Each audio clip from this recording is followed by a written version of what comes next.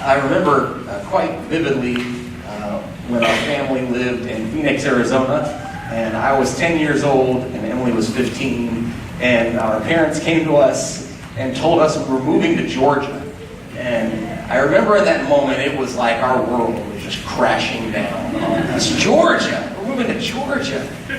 Little did we know at that time just how much Georgia and Atlanta Christian College, Point University, the Deep South, would become home for us in so many different ways. It's a place where we built so many different relationships. It's a place where we started our families, we met our spouses, where we ourselves were then taken to places that we never thought that we would go as well. And I think through all of those things, the greatest thing that we have taken away from our parents, and I would say the greatest thing that you all probably have as well, is just how faithful the Lord is.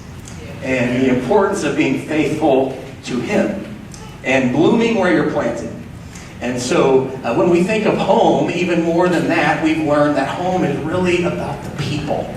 In this room, there are people from Indiana, Illinois, Ohio, Arizona, Georgia, Alabama, and who knows what other places. And all of our lives have intersected because of what the Lord has done in all of us through music and through faith. And I know if Dad was going to talk to you, and he's not going to, but what he would say is that he loves each and every one of you.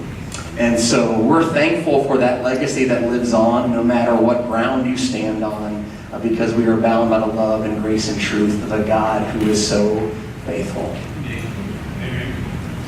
It's fitting that we find ourselves near the end of our evening with a performance of Moses that my parents have shared with the world, and me my entire life has always been my favorite rendition of any song that they've ever done. And as one of our faith heroes, and as they tell the story of our faith hero, we are just so honored that the faith and the family has been the thread through all of our lives and through all of our music. And there are many beloved choir members and partners who have gone on to our eternal home that I'm convinced are here with us tonight, celebrating our God and laughing and singing with us. I won't take time to mention every name, but I assure you that every name has been spoken and remembered in our preparation for this evening. That marked both an ending and a beginning.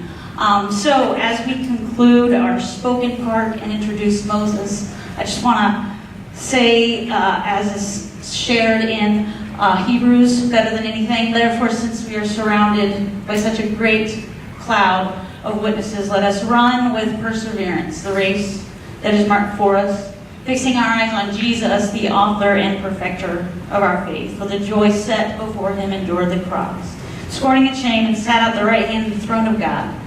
Consider him who endured such opposition, so that you will never grow weary and never lose heart.